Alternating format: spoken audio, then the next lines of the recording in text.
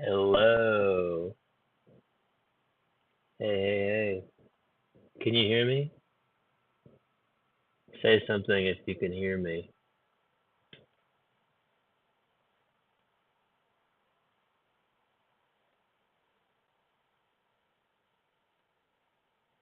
Very cool. Can hear. Can somebody drop the link to this in the chat? I can't find it for some reason. And I want to throw it on Instagram. Bad audio, you say? This might be the price of admission,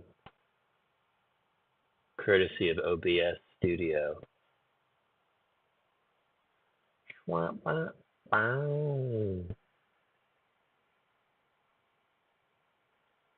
Okay, where's this link? Give me a sec, guys. My apologies for the delay. Okay, there it is. Share. Copy. Put it in a note. Open the note on my phone. Jess says it doesn't sound that bad. Very cool. Very cool. All right. Da, da, da, da. How's everybody's day going so far? Anybody just wake up? You got any breakfast going on? Got any coffee going on? What's the scoop?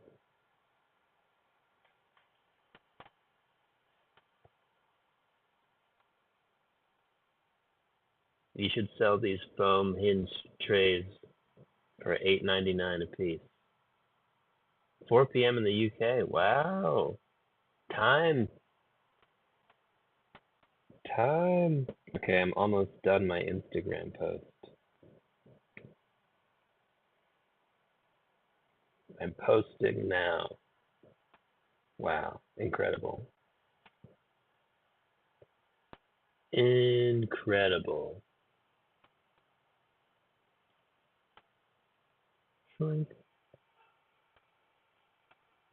You laughing at me?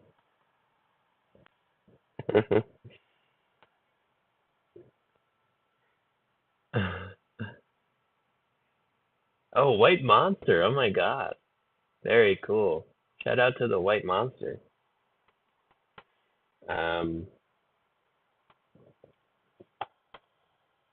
Okay.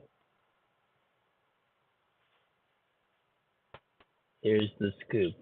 Oh, this is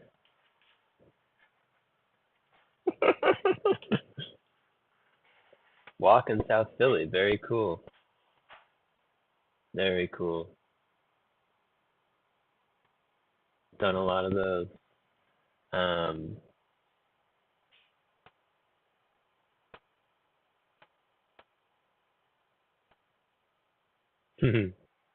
Hi, Jess. Okay.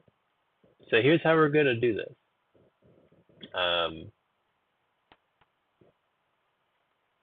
I made this Spotify playlist.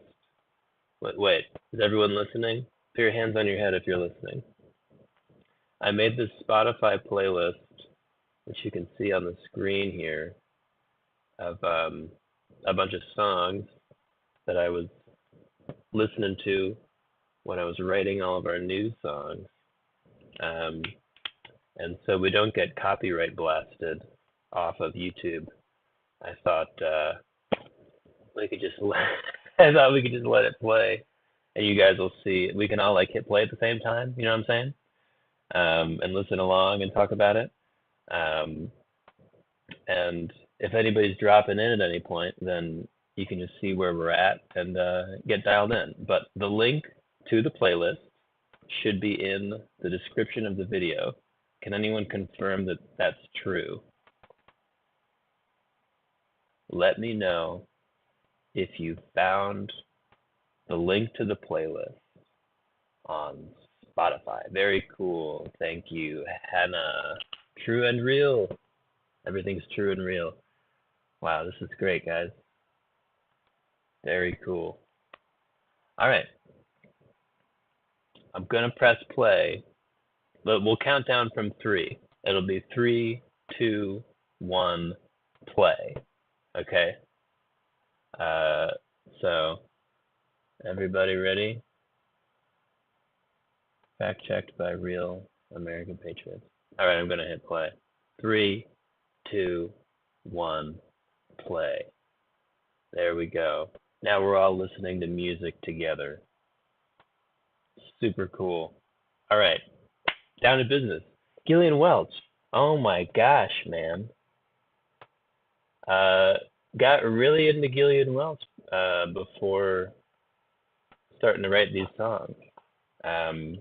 She's just got this incredible, I don't know, her voice is just so authentic, and she is such a brilliant storyteller.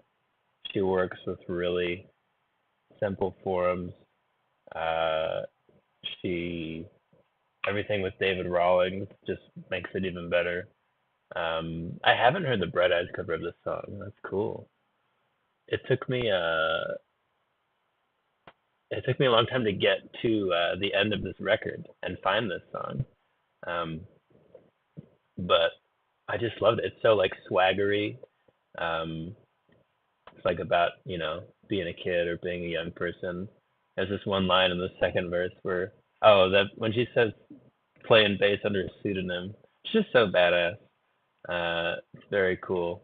Also, I have a stack back here of stuff to go through, but I don't have everything. So, when it applies, I'll pull one out. But maybe while shout out to David Rawlings, shout out to Wayside. Maybe in the meantime, we'll talk about some books.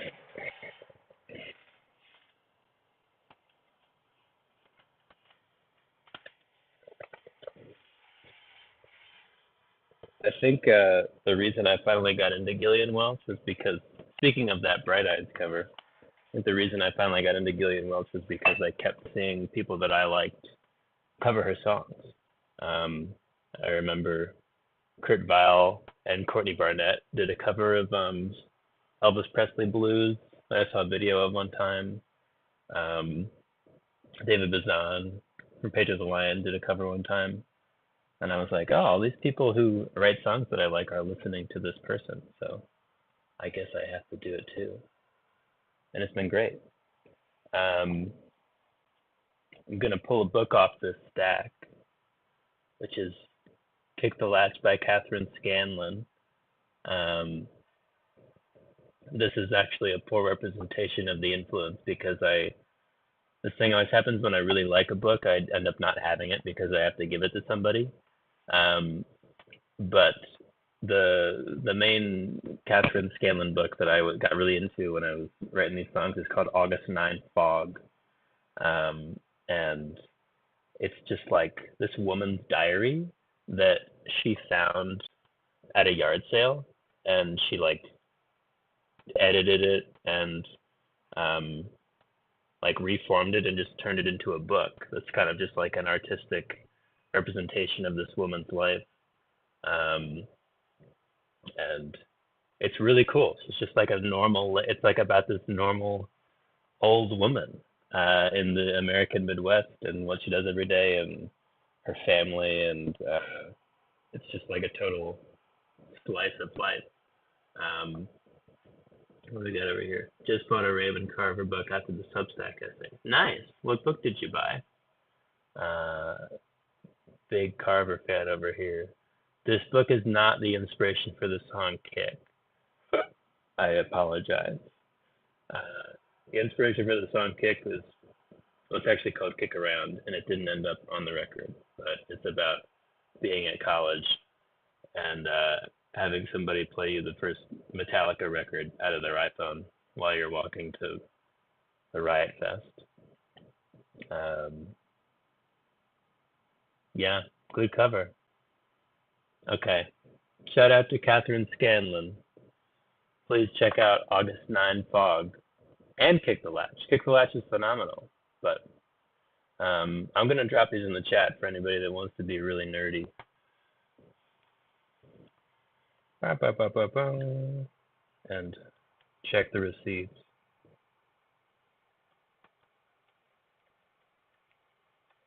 Unassigned fog and kick the latch. Oh, cool. Very cool. You can't tease an unreleased song unless it's going to go on the Substack. Well, yeah, that's a good point. That's a good point. Oh, we got another track. Something There Is About You by Bob. First appearance of Bob. I think I got a CD over here.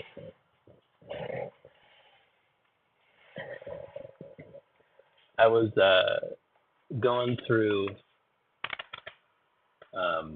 my records and books and stuff to prepare for this and try to pull some stuff out that seemed like stuff I was listening to a lot when I was writing the song. And I did realize that around the time we finished the record was when my car died and I had to get a new car. But when I had my old car, I had a 6 CD changer. And when I moved to the Poconos, I went to the record stores up here and bought a handful of CDs that I just ended up listening to all the time. Like way more than I actually listened to music on Spotify on purpose or something. And one of them was Planet Waves, Bobby D, and the band hanging out in the house. And it's just a great. I had never heard him sound so relaxed before, kind of. But he just sounds so like he's having a good time on these songs, and the whole band sounds like they're having a good time. And it just feels so lived in and so comfortable, and that was definitely a big inspiration for putting our songs together and trying to write from like a conversational place, a comfortable place. But yeah, I probably listened to this record like 100 times in my car. Shout out to Leeds. Shout out to Talia Hall in Chicago. My parents had a minivan when I was a kid with a 10 CD changer. Literally the best thing ever. That's a shitload of CDs in the changer. I have listened to Wide Awake It's Morning by Brett Ayes. Good record. Any favorite visual artists that inspire you? I really like Nathaniel Russell. I really like. What else do I like? I like also Russell Edling, our friend Russell that does all the art for our records. But I'm not a big visual dude, to be honest. Not for any good reason, but yeah. So that's Bob. We got Something There Is About You happening. Shout out to CDs. Shout out to Riley Walker at CDs. Big proponent of the compact disc. Always wondered what inspired your storytelling. Bob's definitely a big one. Bob's the OG storyteller. And by OG, I mean that he learned from the OGs. So, yeah, pretty cool. Okay, get into another book. What do we say? There's nothing on the cover. But if we pull up the side, we see Mr. Truman Capote, A Christmas Memory, a little out of season. Speaking of short stories, here we freaking go, man. Honestly, this is one of my favorite short stories. My grandma, I think, got me and my cousins this book like a bunch of years ago. Was it my grandma or my uncle? Let's find out. To Jacob, much love. It was my grandma and my grandpa at Christmas a bunch of years ago. But it's just this brilliant. I mean, he writes this story of a Christmas memory from when he was a kid, and it kind of makes it sound fictionalized, but as far as I know, it's not really.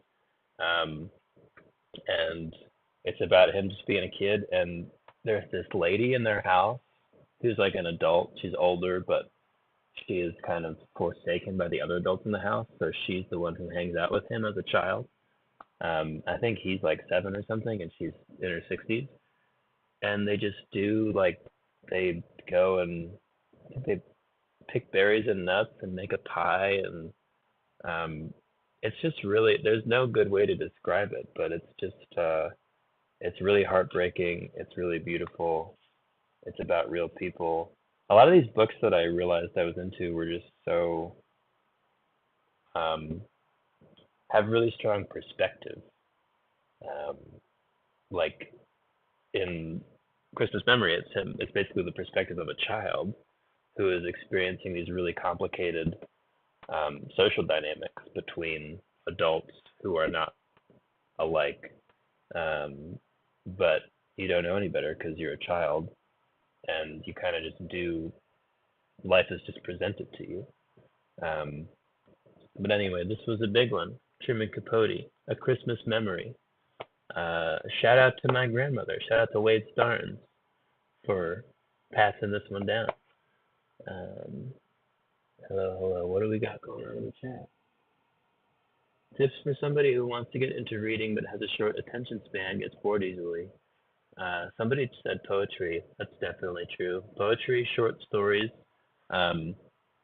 Honestly, I'm so picky when I buy books now because I know that there's only a certain type of book that I will actually finish. And it really has to do with like the way that it feels and the way that like the text is arranged and like the color of the page, which sounds so stupid, but honestly, when I find a version of a book that has like just the right romantic features for me that really make me enjoy reading the book, I'm way more likely to finish the book. And it's insane how much it actually comes true. Like if I'm annoyed by, the way words look on the page, then I won't finish the book. So don't take that stuff for granted. Don't like discount that stuff if you're trying to get into a certain book. And also, honestly, like before you get in, try to read a book, like see how long the chapters are. I'm reading this one Stephen King book right now, Needful Things, that my friend Ryan suggested to me. And it's like one of those beach books where the chapters are longer, but they're broken up like almost every couple of pages. And it makes it so easy to read because you can just stop when you get distracted, and kind of, if you ever get in a flow, you can go as long as you want, but you don't end up feeling a failure if you want to go do something else. So highly recommended, being annoying about what books you read. You can't just read them all. Some of them are really boring. Slightly off white pages are the best. I know what you mean. When the pages are old. Exactly. Dude, this, I've been trying to read The Magic Mountain for years, but it's too long. So I was like, I'm not even going to consider trying to read this book until I find a copy that makes me feel a certain way.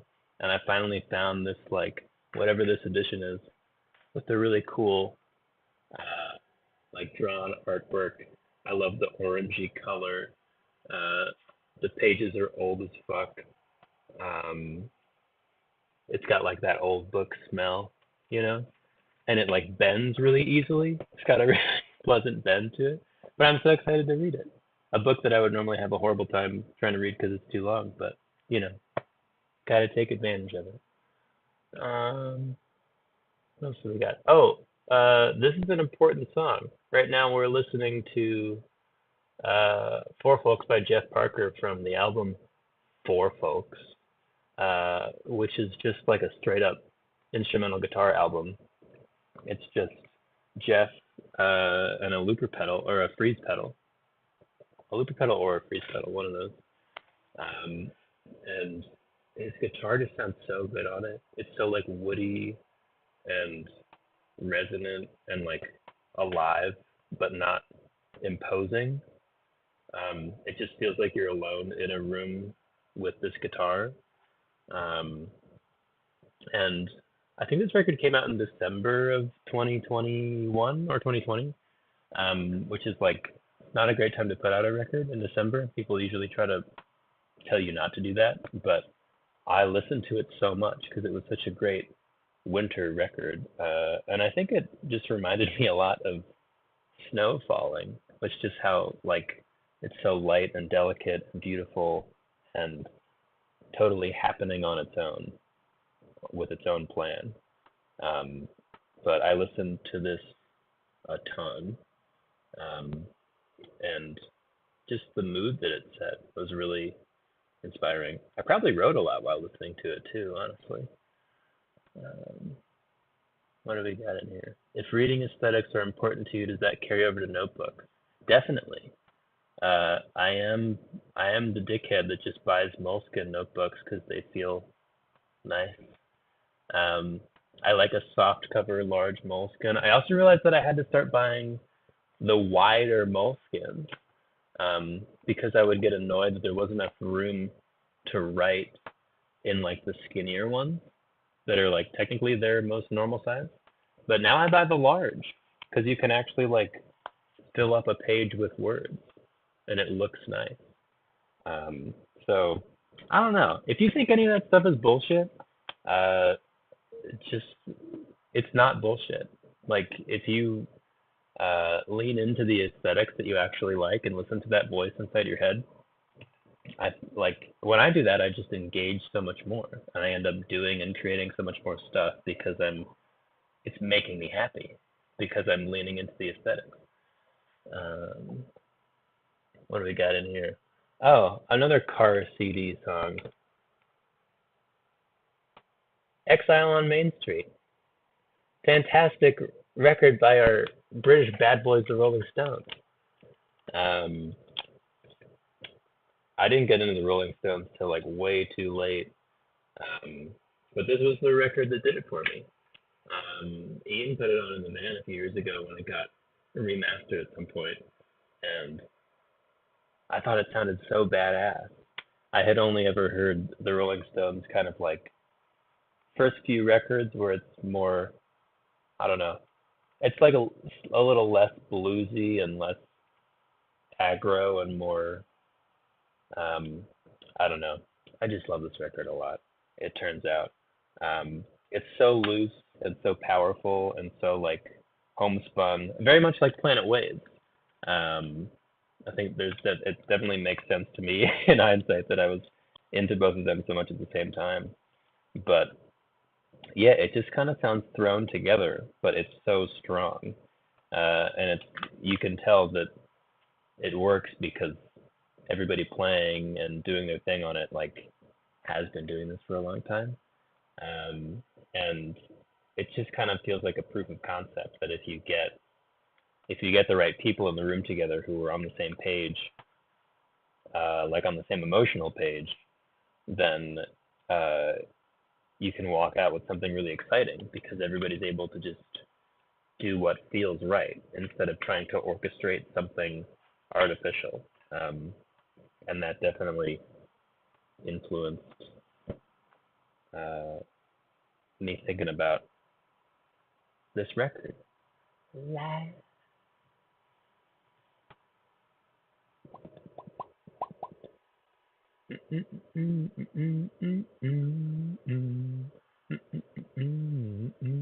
Rolling Stones or the Beatles?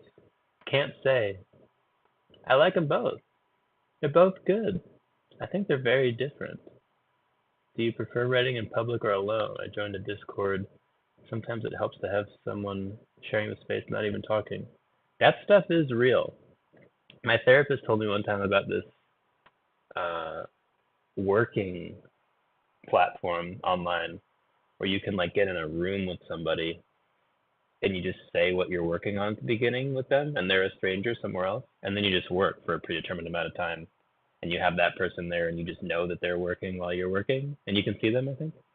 And then at a certain point you stop and you say what you did to the other person and they tell you and then you dip out. And that's definitely helpful sometimes. I feel like I can't do that all the time. I usually prefer doing stuff alone, but when I'm alone, I do kind of need to have music on or something. So um, it's I guess it's all just different versions of some sort of slight distraction or having one part of your brain latching on to something. Have you ever considered making a Slaughter Beach Dog Discord? I don't know. What do people do on? I know what people do on Discord for like video games and stuff, but what would we do on a Discord? Is it just like you guys would talk about stuff, and I would say what I think about it, or something? Or I don't know what. I don't really know how it works. Um, just a community to chat, nerd out. I don't know. I guess it could be fun. Honestly, a lot of times I just look at the Slaughter Beach Dog Reddit, to see if anybody is saying anything funny or cool, and I just kind of lurk in there. So if you're ever on the Reddit, know that I see. It's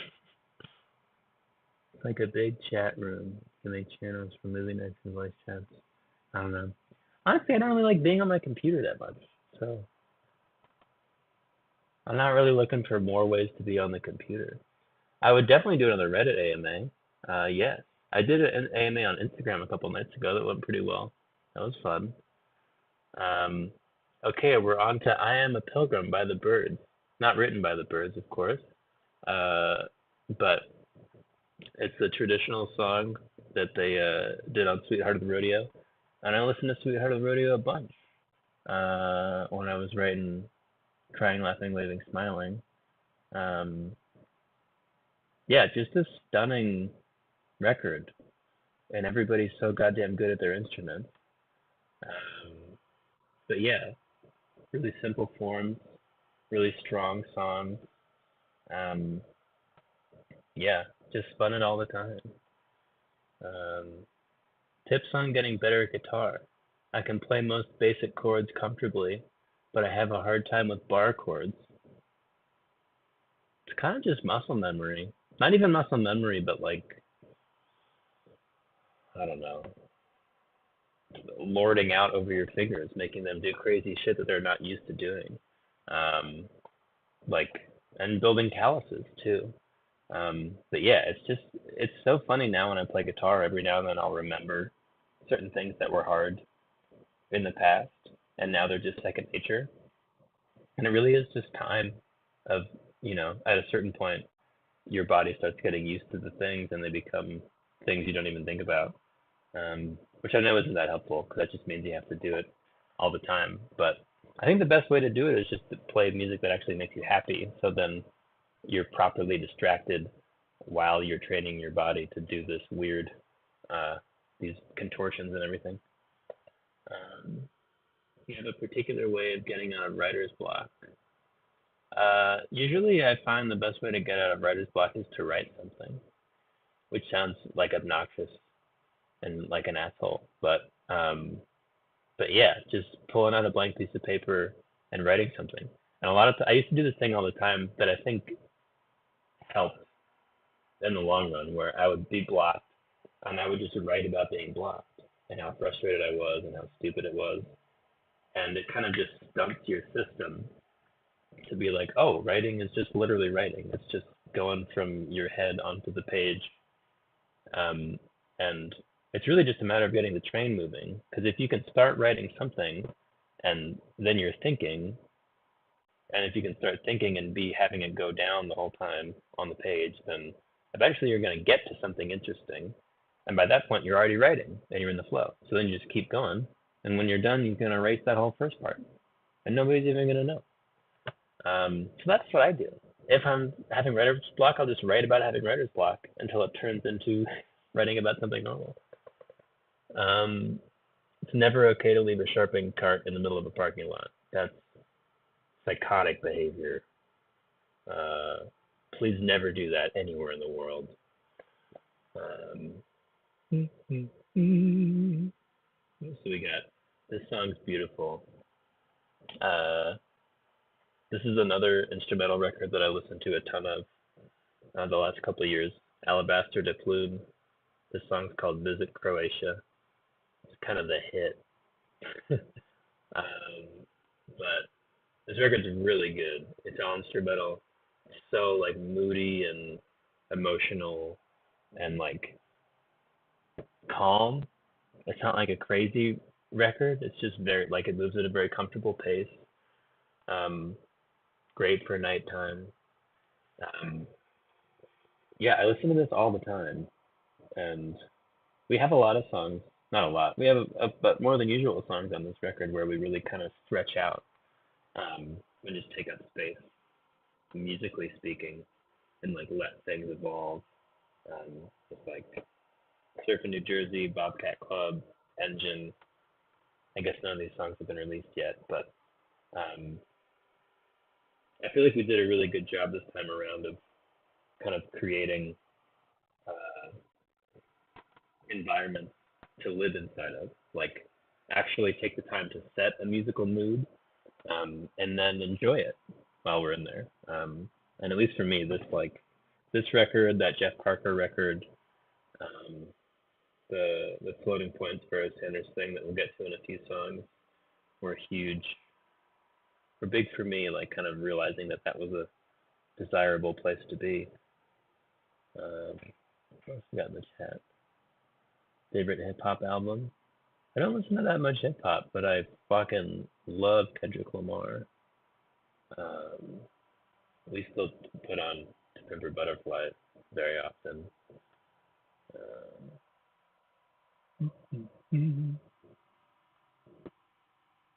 Very excited for the Nashville show. Loving the production and mixing on the singles. How involved in that process are you? Do you have some favorite country artists? Um, yeah, we kind of just produced the record as a team.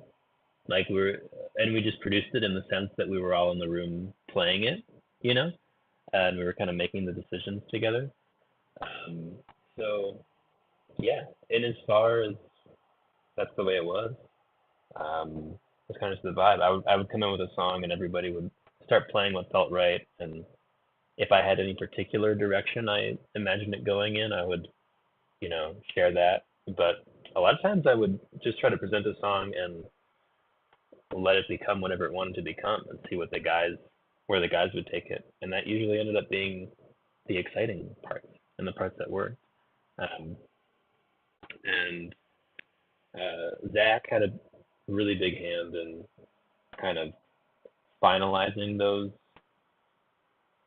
kind of scenes that we set. He went through, I think it's kind of an established thing now that we finish a record. Zach goes through and does a bunch of like synths and auxiliary percussion, and kind of just all of the glue on everything that really pulls it together. Um, and um, that's always really helpful. And this record in particular, I think he did a really phenomenal job, especially on songs like that I was saying where we stretched out like Engine and Bobcat and Surfing New Jersey. And then for mixing, our great friend Matt Shim mixed the record. He mixed at the Moonbase. He plays in Gladdy. He mixes a bunch of other records. Um, but yeah, we would just go back and forth with notes. But Matt really, like led the charge on the mixes. It was his. It was definitely his vision, and we would just make kind of tweaks from there. Um, well, I guess we gave him.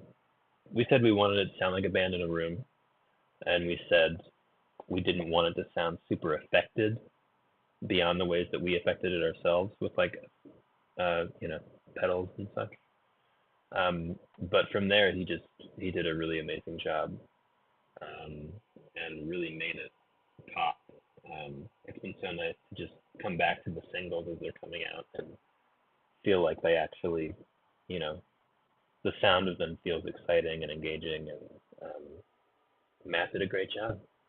Very cool. Highly recommended. Uh, yes, I like chocolate milk.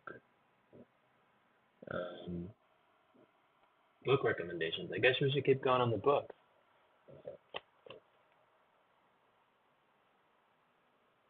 Fucking classic stuff. As I Lay Dying. William Faulkner. This is a big one. This is another one of his where every chapter is written from the perspective of a different character, and they're just named. The name of the chapter is the name of whoever's speaking. This is Darl.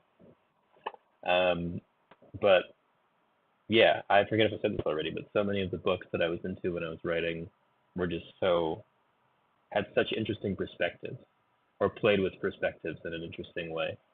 So I feel like that's all a story is. It's just tapping into one person's perspective. But again, speaking of children, like I was talking about child's perspective in the Capote story, but there's a character in As I Lay Dying called Vardaman, who's the youngest son in this family where the mother has died, and they have to like carry her body somewhere. Um, and he's like, I think he's even younger than Truman Capote in that story. He's probably like 5 or 6, and he keeps saying this stuff that doesn't make any sense. Like, my mother is a fish, my mother is a fish, and you realize at a certain point that his mother is dead, and he knows his mother's dead, but his only reference for something dead is a fish that's been caught and brought back home. So the way that he processes his mom being dead is saying mom is a fish. I don't know. It's just really, that's what I like. But Faulkner is so based. We love Faulkner. It's great to read Faulkner and not feel like you have to try to be Faulkner. I always come back to this George Saunders interview where he talks about how he spent so many years trying to be Faulkner and failing, of course, until he finally just started like letting himself be a goofball and be funny, and that's when he like found his voice and became successful. And I feel like it's so rewarding to kind of, it's always going back and forth and it's hard to stick with it, but I feel so happy and so productive when I can feel like there are the things that I appreciate and that I love and that inspire me, but that I don't have to try to be and I don't have to try to recreate. And they can still play a part in the thing that I'm trying to do, and they're going to, steer me in a certain direction, and they're going to provide inspiration, and they're going to provide like just general knowledge too. But knowing that, I don't have to step into anybody else's shoes to like meet a certain expectation of greatness or something is fucking awesome. I saw somebody mention Aaron somewhere in here. Aaron Ray was a great addition to the song. Thank you, Aaron. Aaron, I agree, fucking crushed this shit. She was so down. I've been a fan of Aaron for a long time, and our guitar player Adam made the introduction kind of, and he just flew up to Philly, and we did like all the songs in 3 days or something, and we hardly gave her. It was like me and Ian recording her, and we hardly gave her any direction. Like, she just knew. Her instincts were so good. So many of the harmonies that she did on the songs were just harmonies that she did naturally on the kind of first try, and then refined over takes. But like, her instincts were just so good, and she's really talented, really nice person as well. Very cool. Love the stream of consciousness perspectives. Yes. I just finished Sea of Tranquility by Emily St. John Mandel. Just a dash of time travel with it. That sounds familiar, but I don't know it. Sea of Tranquility. Should I read it? Do you recommend it? How'd you meet Adam the Guitar Man? We kind of knew Adam because he played in Roswell Kid. And we all knew Roswell Kid. Zach had gone on tour with Roswell Kid. Me and Ian had bumped into Adam. I think we bumped into Adam in like Germany one time when Modern Baseball was playing Grows Rock. But yeah, we were looking for a guitar player who could do slide and stuff. It was funny because like we were looking for a guitar player who could do a very particular thing, could play these kind of like half-assed slide guitar parts that I had written for Birdie and stuff. And then we found Adam, who could do those things really well, but also just could actually play guitar really well in a very broad sense. And he ended up, pushing us in a lot of musical directions that we may have not gone on otherwise. Probably would not have found otherwise. So it was such an interesting turn of events that like we needed we really needed somebody to kind of fulfill a role, but when we found Adam, he really ended up like pushing us well beyond that. Which is such a cool experience and such a neat reminder to always, keep ourselves open to that kind of thing because you can open a lot of doors that way by just being open to new stuff. Our guitar player is really good at guitar but didn't know slide, so he yelled at him until he did it. Sometimes that works. Sometimes you just learn how to do something because somebody needs you to do it. I was reading an interview with MJ Lenderman the other day, and he was saying how the guy who plays pedal steel with him and with Wednesday, like picked up pedal steel because, like, while they had already started the band, and was like, I guess I'm gonna learn how to play this as I play in these bands. Sandy, yeah, there you go, and it works. That's what people do. There's no rules. It's very cool. Regards from Mexico. Hi, Alfonso. Good to see you. Would you guys play Intersection? I kind of often play Intersection as an encore by myself. I've always thought it would be fun to come up with like a current band rendition of it, because I do really like the song as I don't know, the structure of it and the way that it moves. So maybe we would put it in the set. I don't know. Mhm. Do you pay attention to reviews when getting into an album or a book? Not really. I try not to read like opinionated reviews, but I do like being told about music that I might like. Um, I honestly I try not to read reviews unless they're positive, and even then I'll just read just enough to find out if I'm gonna like it or not.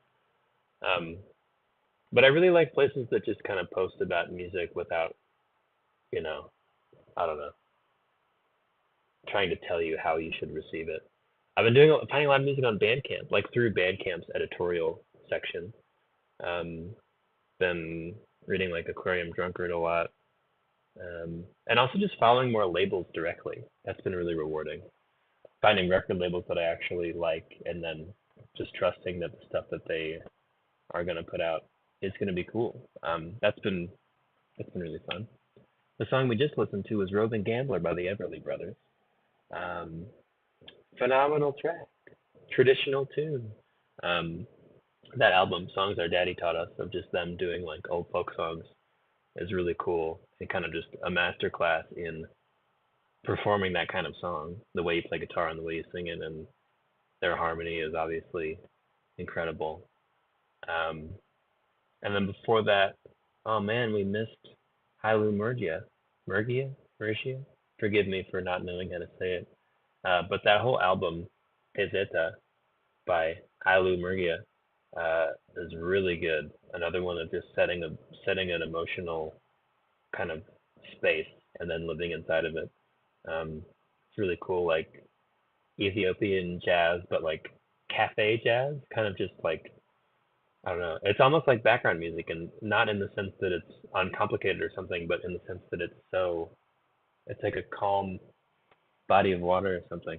I don't know. You can just kind of float on it. Um, this song in particular that's playing now, Dixie Flyer by Randy Newman from the album Land of Dreams. Um, this record is really weird, and I think maybe I have another one.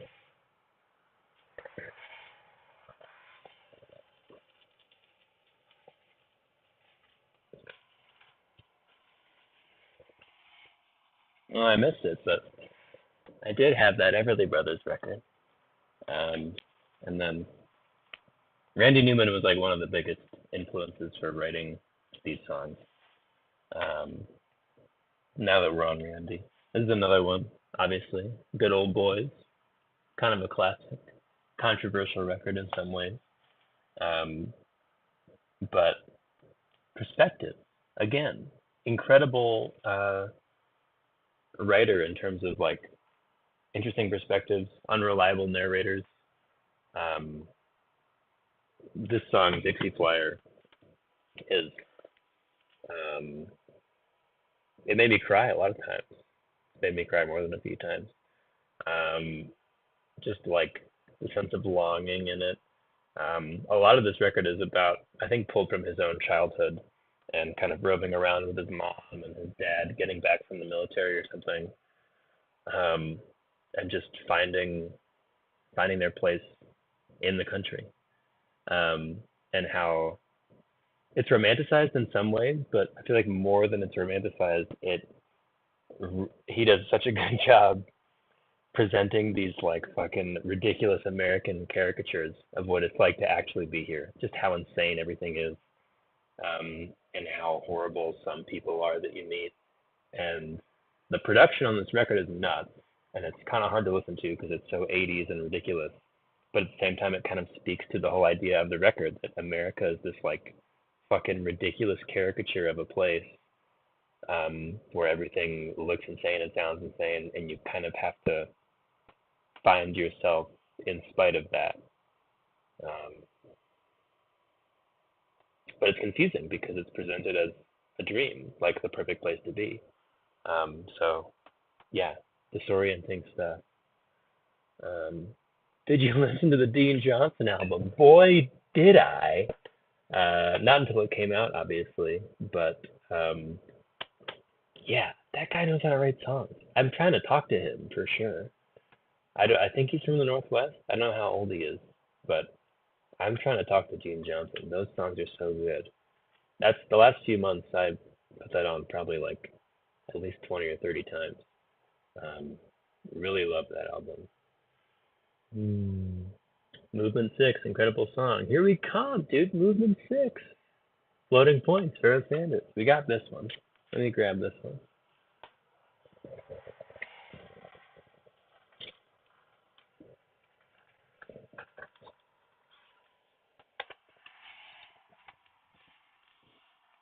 This came out a year or two ago. It's a collaboration between Floating Points, who's like an electronic musician, and Pharoah Sanders, who is a badass, very highly respected, like spiritual jazz sax player, and the fucking London Symphony Orchestra, who are the London Symphony Orchestra.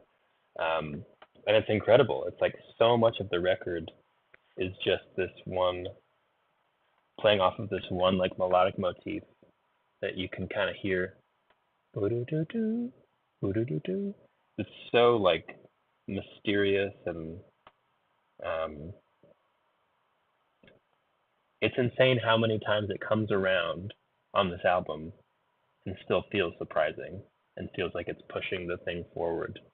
And like I was saying before, that was a huge inspiration for some of the songs where we stretch out more on the record, to like just really aspiring to create those kinds of spaces where you can get comfortable inside of a musical idea and just give it the space to become its own thing, become its own event and its own emotion, and get lost inside the song. Because what the fuck else are you gonna do? Life sucks sometimes. It's nice to get lost in the song. It's like going to the movies. Highly recommend just listening to this whole thing in the dark with like a candle, and maybe smoke some weed before you do it. It's really good. You really don't have to smoke weed. All you need is the dark and the candle, and just lay there and don't do anything else. It's really good. I think at some point we listened to this. I think we listened to this in 2021 when we were on that tour with Jeff, and it was after we had spent the day driving around some like gorgeous national park, and we were just in the dark on an off day, in silence, listening to this whole thing. It's really good. What else do we got in here? Oh my god, it's already almost noon. Love Minus Zero. Not my favorite Dylan song, but definitely one of the ones I love. 12-string guitars. Very cool. Definitely very cool. I think there's some 12-string on the record. I think Adam did a little 12-string on Float Away. At least one other song. What else is going on in the chat? How are you, chat? We don't really do meet and greets Sometimes we hang around and just say what's up in an impromptu type way. Um, Top Dylan records. Oh, I think I took it off the playlist, but I fucking love Rough and Rowdy Ways, the newest one. It's so good. Um, it just sounds, it's so rare that you get somebody who's been doing it for that long and who makes a record of that age that actually feels like a culmination of everything they've done. But it feels like a culmination of everything he's done. It feels like he is just kind of a master of this thing that he lived his life for. Um, Highly recommended. Are you a stoner? I wouldn't say that.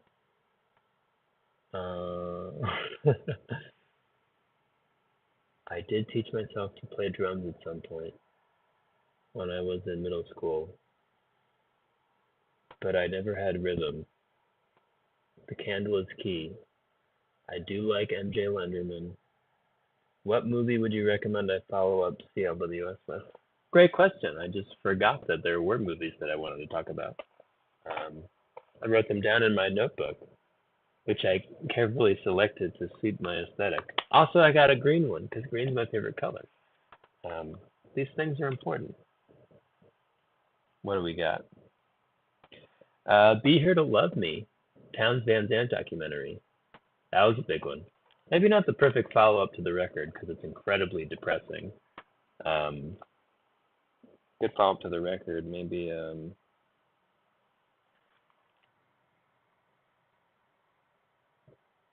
Oh man,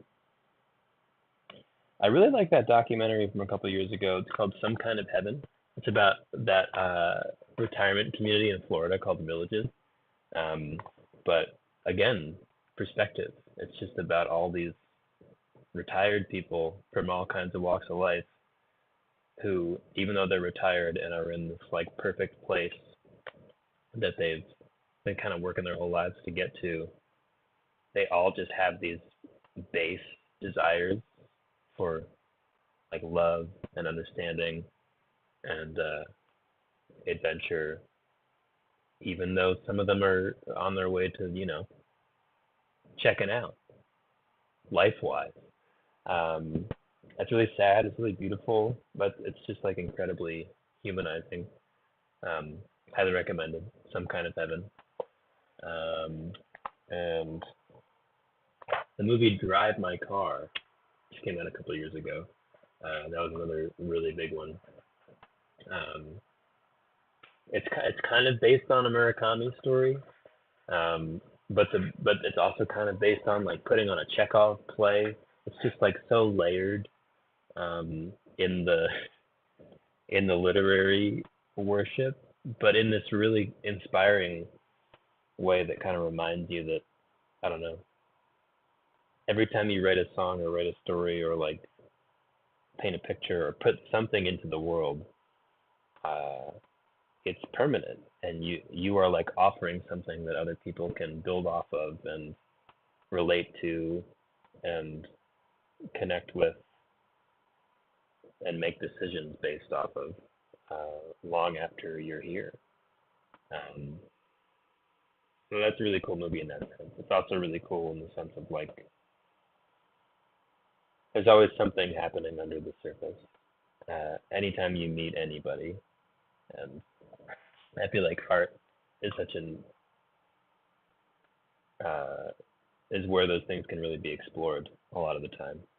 Um, Exploring what's going on underneath something's face. Do you like the Killers? Yeah, yeah. I love the Killers. Um, Love to hear you talk about Promises, one of my favorite albums ever. Hell yeah. Shout out to Promises. I do have Letterboxd. I don't use it that much though, because I don't watch that many movies. I'm pretty bad at watching movies. But I really like Letterboxd for movies. I see what movies my friends are watching. I also really like. I got into Storygraph for books and stuff. Um, that's been really cool. I like it a lot more than I ever liked Goodreads. Um, mm, mm, mm. I live 30 minutes from the villages. Crazy. Intense. Yes, there is a town stock. It's called Be Here to Love Me. It's really sad. Um, how do you get all your stuff recorded just on your own stuff to convince the band to play it? I don't know. That was just part of the agreement at the beginning, I guess. You gotta let everybody know what you're trying to do, you know. But it's a lot more fun now to play stuff that we all are working on. To be completely honest, it's a lot more exciting. Hot dogs or legs? Who's to say? Would you ever go on tour in Europe? We definitely would, but it's hard to do. It's really tiring. I'm sure we'll do it for real one day, though. Does it ever bother you that music and things you love now might not mean as much to you in the future? It's something that I've been thinking about a lot recently. I don't know. Uh, I definitely understand where you're coming from, but shout out to my therapist.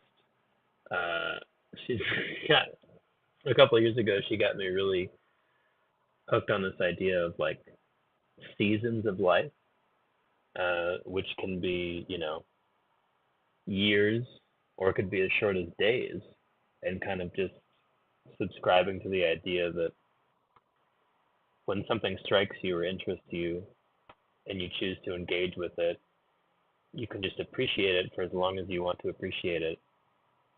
And when it feels like time for a change, you can just change. And they're not without dishonoring anything. Like you honor the thing that came before, you honor the thing that's coming down the pike, um, and it's all part of the tapestry that is your life.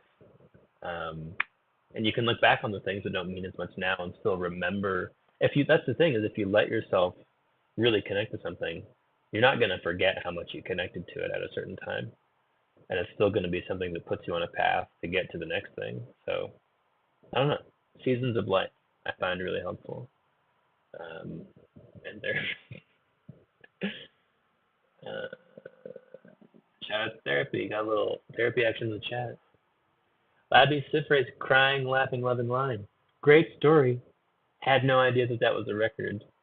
Um, I did plenty of Googling when I came up with the name for Crying, Laughing, Waving, Smiling and didn't find anything that was conflicting. But I saw Pitchfork posted about Crying, Laughing, Loving, Lying maybe like a month ago for a Sunday review and freaked out for a second because I thought it was a current album that was about to have the same name as ours. But uh, me and Eric listened to it and it was so good.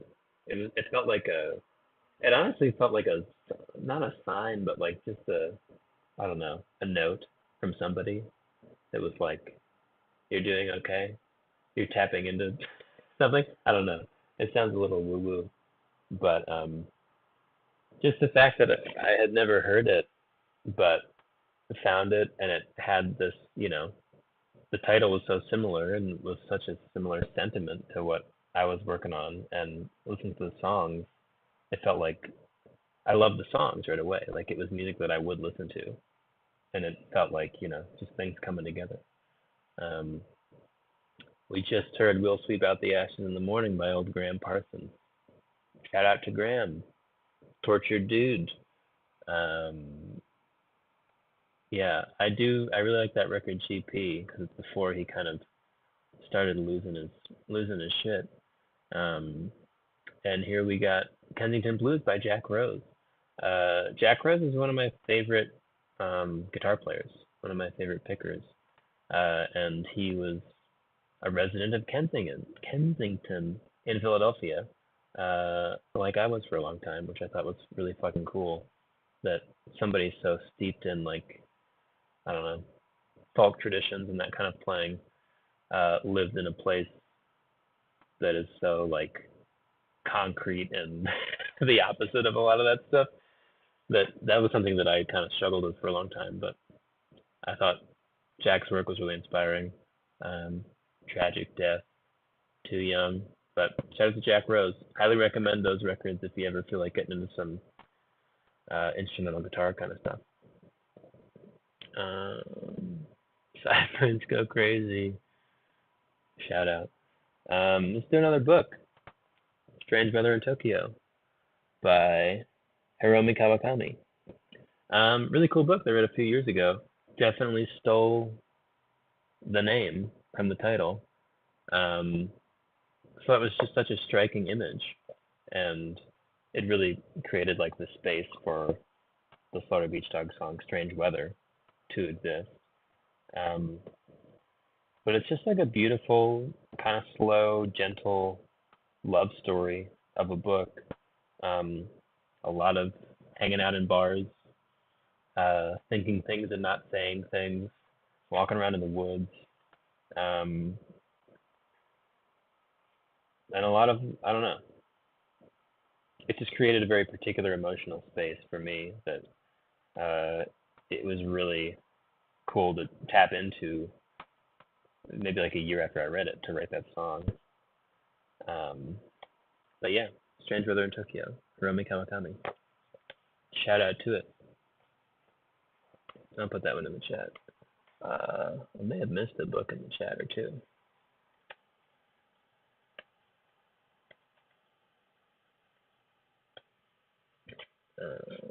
As I Lay Dying. As I Lay Dying. Oh, the big guy.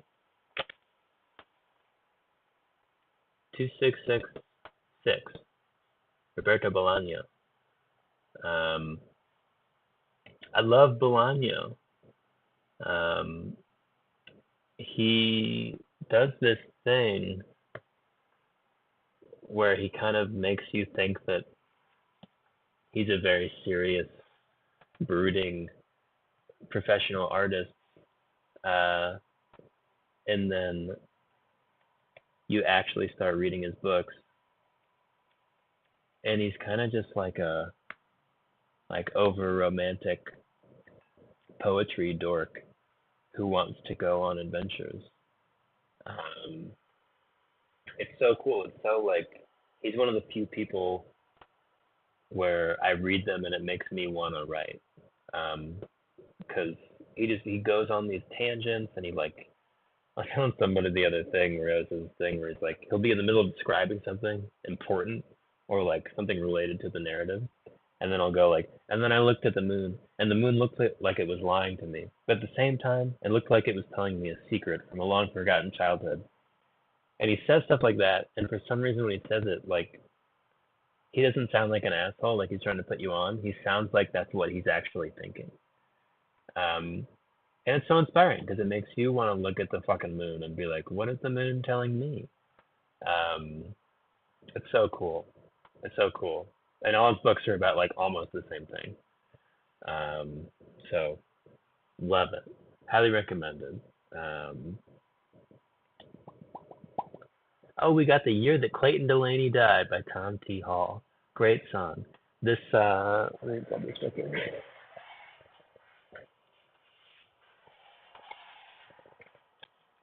This Tom T. Hall record, In Search of a Song, I listened to a shitload when I was writing a couple years ago. Such good stories. Very much a road trip record.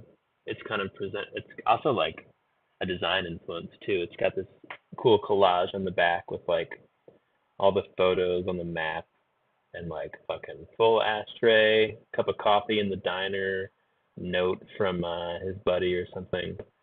Um, yeah, the record's presented as him just driving around the country in search of a song, like talking to people, getting stories from people, and writing songs about them. Um, and they're just great stories. Like they're songs you can listen to and feel like somebody's talking to you, who you don't want to walk away from. Um, I got into Tom T. Hall from that song. That's how I got to Memphis, which is like a just like a gorgeous song, a heartbreaking song. Um, Highly recommend it. I should have put that on the playlist. But yeah, love Tom T. Hall. Really good storyteller. You get inspired by books a lot. Yeah. Do you believe in ghosts? I don't know. I don't really think about ghosts. Is Sufjan Stevens an influence? I don't really listen to Sufjan Stevens. But every time it comes on, I like it, for sure. I feel like I'd listen to Carrie and Lowell, and I like that one. Um, we talked about Labby Sifri a little bit. Shout out to it. A really beautiful record that I didn't know about until recently, but I'm so happy to have found it. The amp behind me is a champ, I think. I found a champ. It's really small. It's like an 8-inch speaker, I think, and it sounds better than any guitar amp I've ever played. And I love it. I would love to bring it on tour, but I'm worried that it's too small.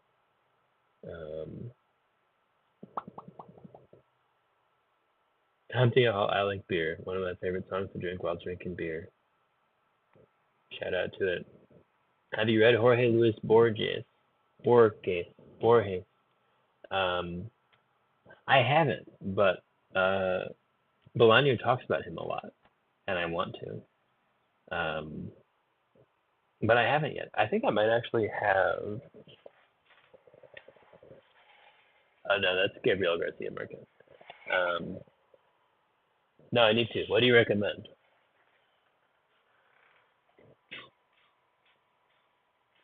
This song's by Dr. John from this record Greekery that's so good. Yeah, it's just like weird, vibey New Orleans, spooky stuff.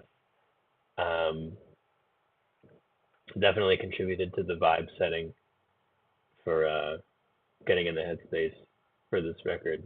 But yeah, really cool background vocals, really cool like room sounds, um, and cool stories. Like he writes from such an interesting place of like almost witch doctor vibe on this album. Um, can you go more in depth on your writing process?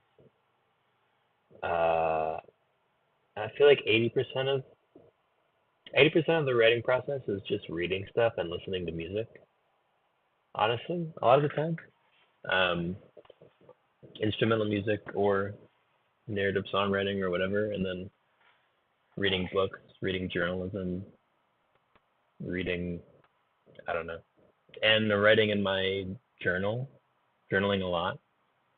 Um, and then 10% is actually sitting down and writing something that might become a song, which is where usually I sit down and I'll either have nothing in my ears or I'll listen to something instrumental and I'll just write lyrics and not really worry about anything except the rhythm of them.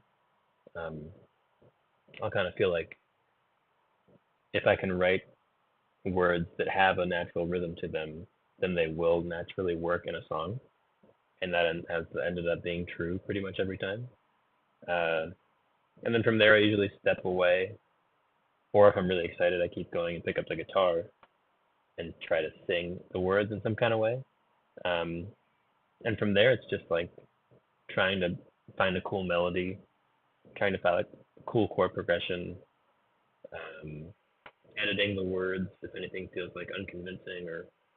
And as I'm writing stuff down, I try not to be too critical of myself. Just like let everything come out, get everything on the page, and then later worry about editing it, consolidating it, make stuff sound more true, that whole thing. But really just like consuming a ton of shit for a long time and then um, just letting stuff come out and separating the kind of like vulnerable creative process from the editorial creative process, I guess. Um, like just creating the space to get words down without judging myself, and then later on, editing things, fixing things, working on melodies, working on transitions and stuff. Yeah. I'm no longer subscribed to the New Yorker because I didn't have time to read it anymore. But I will admit to being a subscriber to the New Yorker for a while. I don't really use journaling prompts, but that's probably only because I've done it long enough to not be afraid of it. But I think prompts are super useful. Anything you can do to get in the habit of doing it is really helpful, I think. But yeah, I just free write, even if it's like writing about journaling and how. I feel like I said that before too, like having writer's block and using that as an opportunity to write about writer's block, but just let whatever's in your head come out and know that nobody ever has to see it. It's all just a way to get to where you're trying to be. Shout out to being motivated to read. Julio Cortazar, thank you. Thank you for the rec. Very cool. When you showed your journal, it seemed like you wrote a couple lines at a time. Are they thoughts or lyrics? I don't know. It varies. Sometimes it's just a note, a thought, and some of those might have been like trying to remember a line while I was singing it that was already written. Oh, love Lucinda. Yeah, shout out to Lucinda right now. Too cool to be forgotten. This is another CD that I had in my fucking car. Car Wheels on a Gravel Road. Just like all-star songwriting. Only the words that need to be there are there, but it's so vulnerable. Like the emotion is right at the front of it. She's I mean, I sound like a broken record, but she's so conversational. It's so plain, but it's so powerful. It's almost like Tom Petty in that way. Like it's so simple, but it's enormous in its simplicity and like its vulnerability. Um, I love Lucinda Williams. This is a good one. This is the last track we got. Damn, 12:15. Gotta be wrapping this up. Shout out to Snake Farm, dude. Do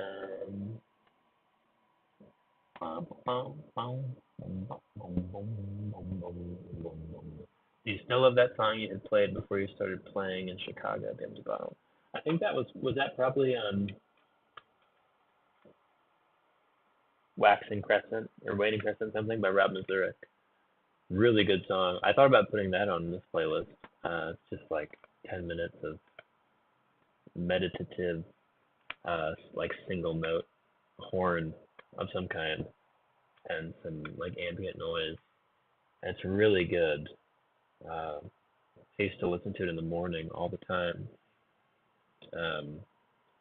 And it was such a nice walkout song. Not even walking out, but just setting the mood before we would get on stage because it's so calming, it's so centering, and it's just a reminder of what music can be. Highly recommend it. Rob Mazurek, something about the moon, waxing crescent, waning crescent.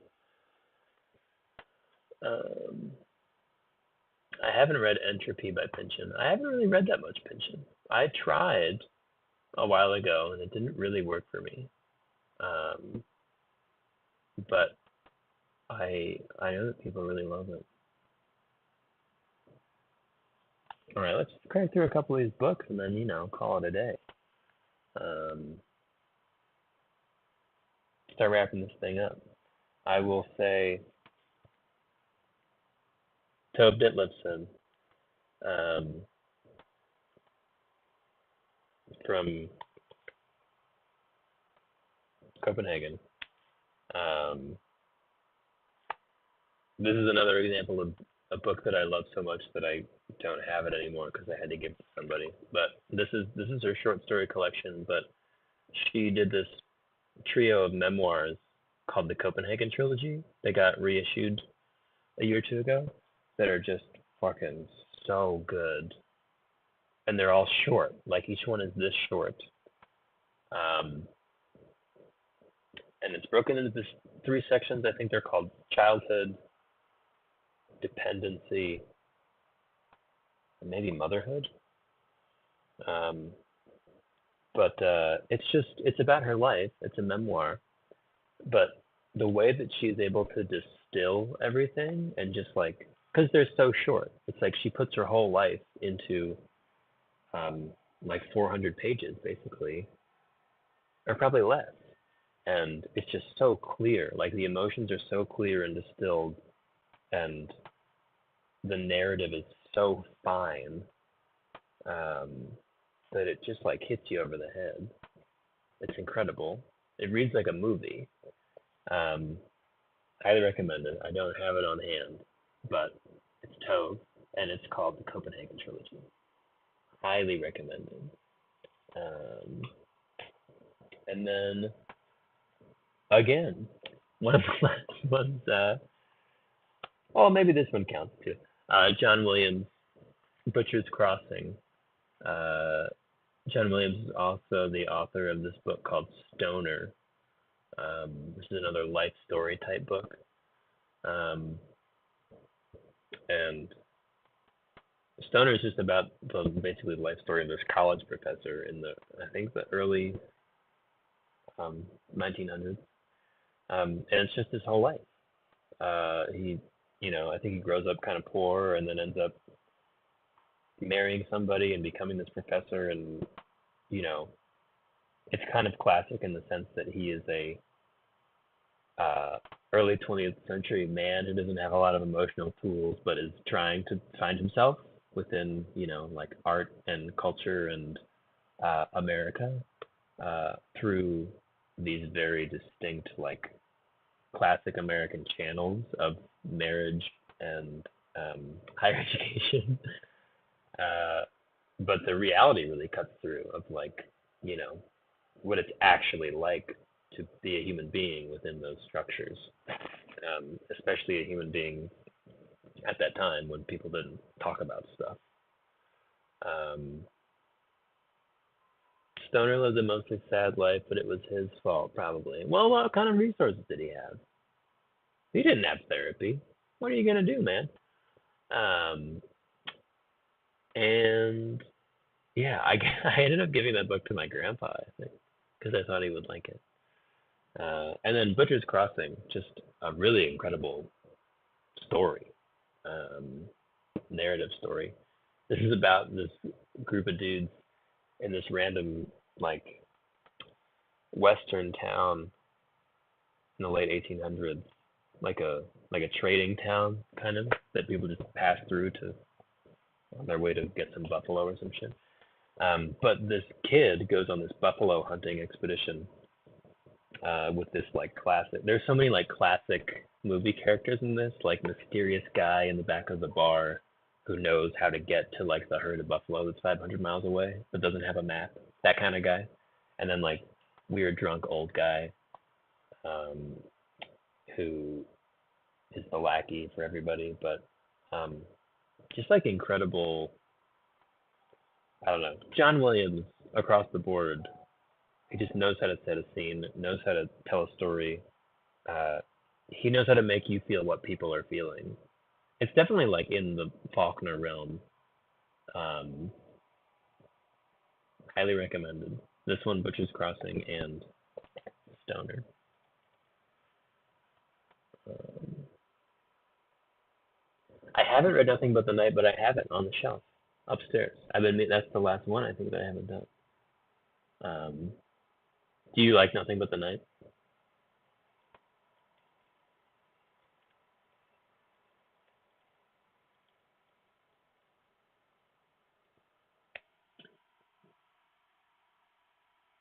I have not read Augustus either. Oh, I guess that's the other one.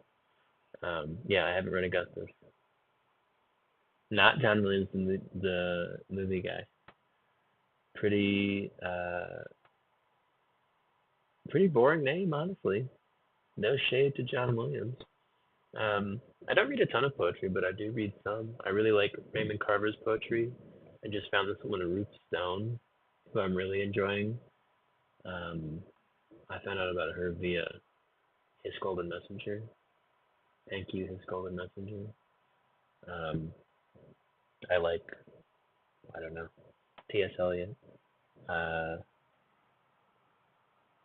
I like Mary Ruefle. I like Mary Oliver. Really like Mary Oliver. Oh, and I wanted to talk about Jack Gilbert too in terms of poetry, but I couldn't find my Jack Gilbert book because I think I gave it to somebody. Um, yeah, I do read some poetry, but not nearly as much as I read fiction or nonfiction. All right, guys.